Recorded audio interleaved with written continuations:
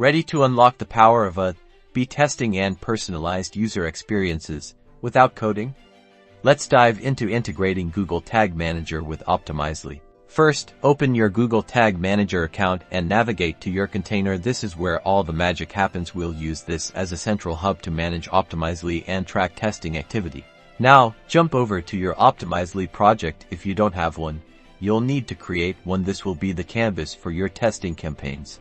Look for your Optimizr project's JavaScript snippet. This is crucial. It's the code that will allow your Optimizr experiences to run on your site. You will need this in the next step. Back in Google Tag Manager, it's time to create a new tag. Click New under the Tags section.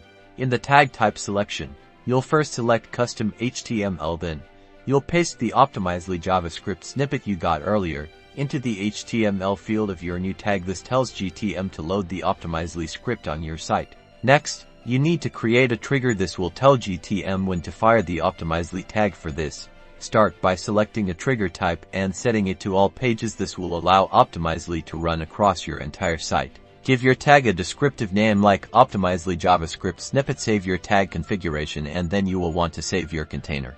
Don't forget to publish your new GTM container version.